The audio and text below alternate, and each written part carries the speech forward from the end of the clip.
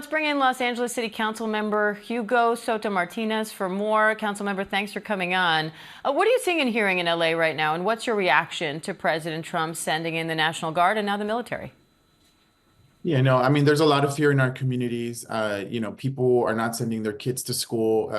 Ethnic enclaves that had tons of economic activity feel like ghost towns. People are afraid to go to work.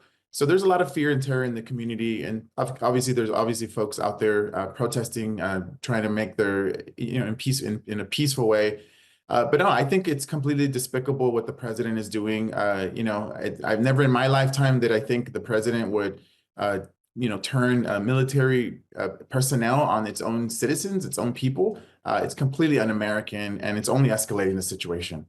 Now, on Sunday night, we saw protesters setting cars on fire, blocking the 101 freeway. We just heard Jacqueline reporting on the looting. So do you think local police had this under control, or did LA need the National Guard to step in? We absolutely did not need the National Guard to step in. The city of Los Angeles has dealt with protests. We know how to handle it. I think this is a complete overreach by the president. In 2020, we had protests that were more widespread and was more disturbing. So we have tons of examples of us handling it here, but it's really a distraction from what we're trying to really uplift, and that's keeping families together. And so we're trying to get back on message because that's what we're fighting for in this moment. We just heard Defense Secretary Pete Hegseth tell Congress that ICE agents need to be able to do their job safely, and these troops are needed to make that happen. What's your response to that? It's a distraction to what's actually happening. They're sending ICE agents to schools. In my district, I had a middle school person get visited at their home. Luckily, they weren't there. They're visiting work sites without warrants. They're indiscriminately arresting people on the street. In my opinion, racially profiling. That is not the job of the federal government.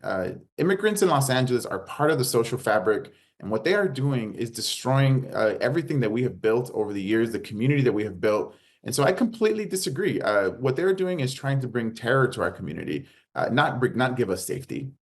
President Trump campaigned hugely on immigration and removing illegal immigrants from this country. It was a big voting issue. So what do you say to critics who say, listen, this is what the American people voted for, and people there need to get out of the way and let these agents do their job? I don't think people voted for ICE agents showing up at elementary schools.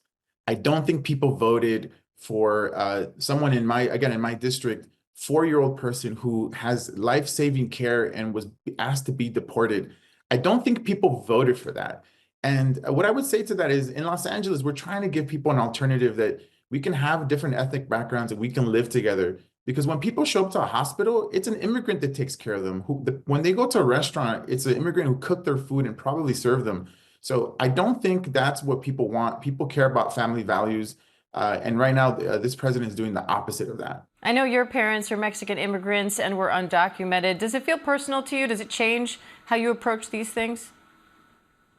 Oh, absolutely. When I was growing up and my parents took me to school, they were not afraid that ICE agents were going to apprehend them. When I came home from school and my dad was at work, I wasn't afraid that my dad would one day maybe not show up. But that's exactly what's happening here. We're hearing so many stories of families that their parents have been disappeared. We see folks that came here when they were young, childhood arrivals that are being visited. This is the opposite of what we should do in America. And so yes, it's absolutely personal, and I will do everything in my power to fight back in a peaceful way against these policies, because they're just completely despicable. All right, Council Member Hugo Soto-Martinez, we appreciate your time today. Thank you. Thank you so much, Dan.